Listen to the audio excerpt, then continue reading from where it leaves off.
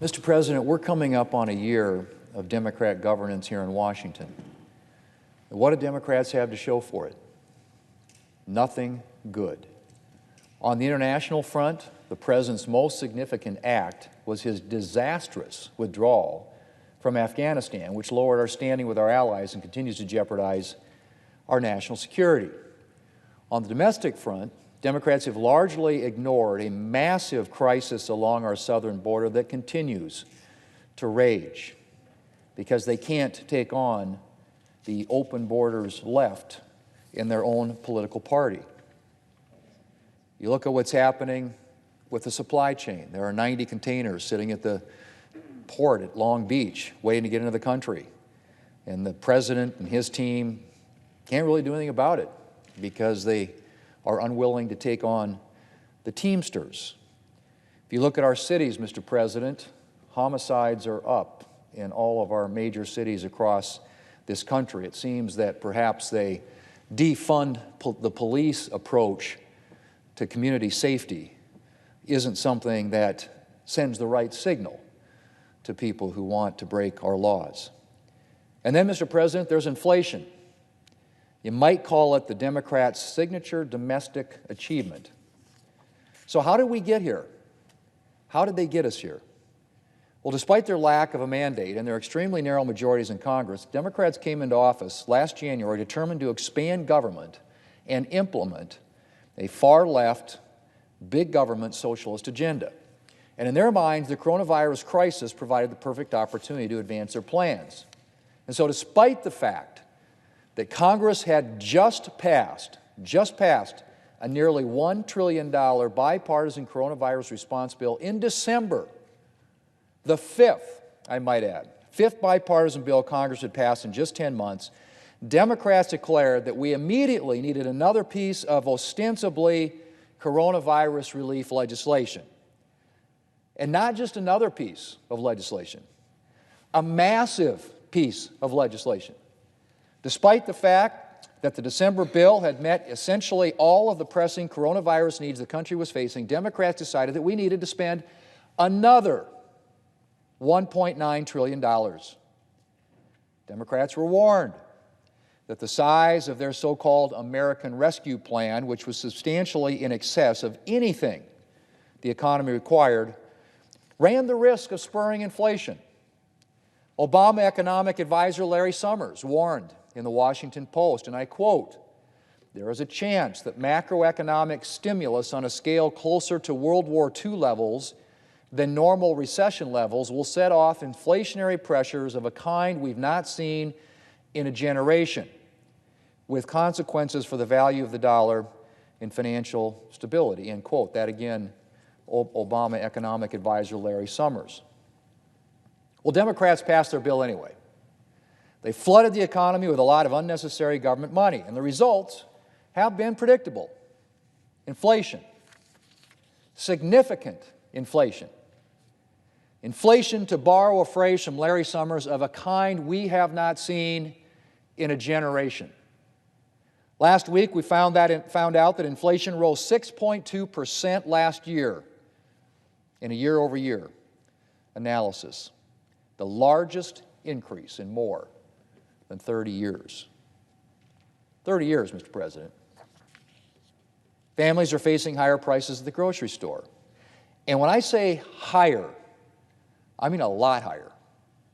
The price of meat, poultry, fish, and eggs was up 11.9% year over year in October. 11.9%. Families are also facing higher prices at the gas pump, for housing, for electricity, for furniture and vehicles and pets and pet products, and the list goes on. While wages are rising, they're being outstripped by inflation, which means that many families are dealing with a de facto pay cut. Think about it, Mr. President. 6.2% increase in inflation.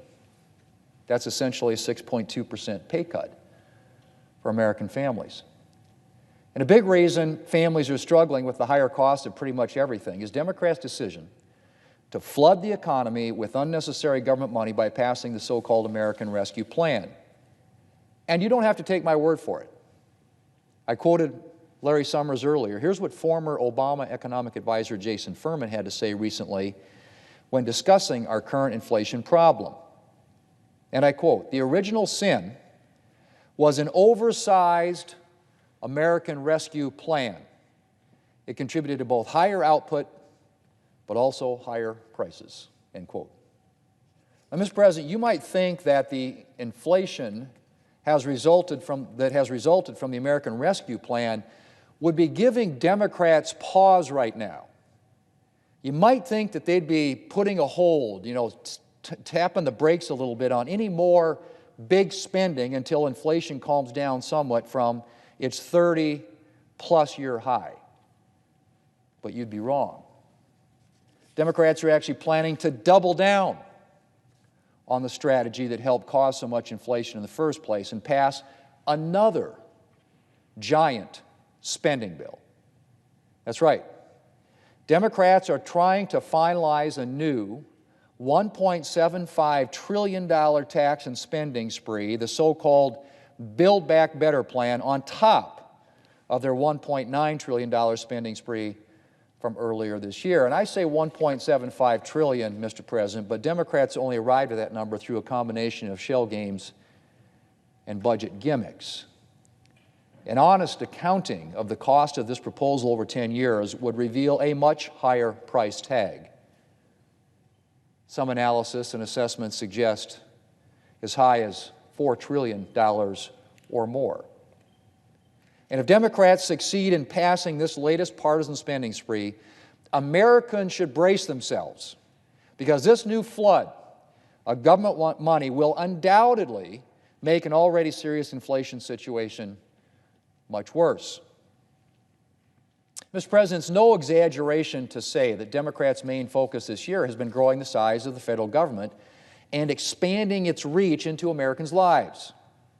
No sooner had they passed their massive $1.9 trillion spending bill in March than Democrats moved on to their next massive spending proposals, which have coalesced into the so-called Build Back Better bill the House is planning to take up later this week. Other government business has been forced to take a back seat. Democrats have ignored, as I said earlier, the massive crisis at our southern border. They've ignored our inflation crisis, and they've pushed consideration of essential legislation in favor of working on their tax and spending plan. This week, the Senate will finally, and I say finally, consider the fiscal year 2022 National Defense Authorization Act a month and a half after the 2022 fiscal year has started. Shipbuilding projects, military infrastructure projects, development of new combat systems, a pay increase for our troops. They've all had to wait while Democrats negotiated over their big government socialist spending spree. And about that socialist spending spree, despite the fact the Democrats have pushed aside most other matters in favor of focusing on their spending plan, they still haven't managed to come up with a bill that can pass the House and the Senate. And the tax proposals they plan to use to, and I say partially pay for the bill seem to change on a daily basis. And I say partially, Mr. President, because again, great independent analysis from places like Penn Wharton suggests that their revenue that they would raise to pay for all the spending of this bill would fall somewhere between $2 and $2.5 trillion short of the cost of the bill. That's $2 to $2.5 trillion that would be added to the already $30 trillion national debt. But let's just say, for example, Mr. President, that these ideas, if they have to partially pay for this bill, they seem to change on a daily basis. A corporate tax hike, no, let's change it to a corporate minimum tax. A new death tax, no, let's change it to a new tax on wealth, something we've never talked about before in this country, taxing unrealized gains. That's taxing income before people have actually seen the income, realized the income.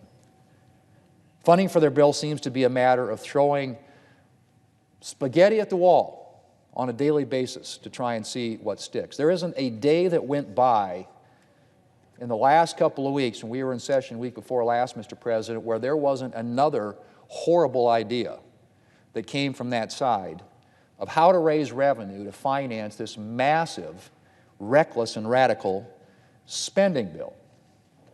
And of course, all of Democrats' current funding proposals put together will not be able to pay for their legislation, especially when you remove, as I said earlier, the budget gimmicks that are disguising the true cost of their plans.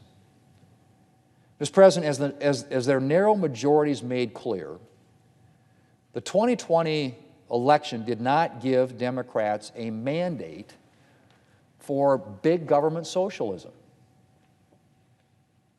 And if that wasn't clear to Democrats in 2020, it should certainly be clear to them now after the election for Virginia governor earlier this month, which saw Republicans win statewide for the first time since 2009.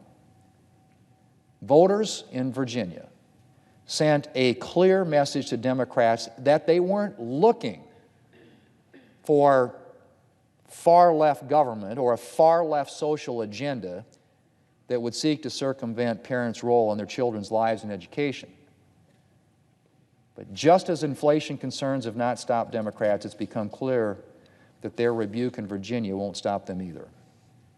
In fact, some Democrats seem to think that their response should be to run faster and further to the left. And so the big agenda item for Democrats for the rest of the year continues to be passing their partisan Build Back Better tax and spending spree, which means Americans will be able to look forward to further inflation and a weaker economy, not to mention increased government control of their decision-making. Mr. President, it's a poor legacy for Democrats' first year in office, but it seems to be the legacy Democrats are determined to secure.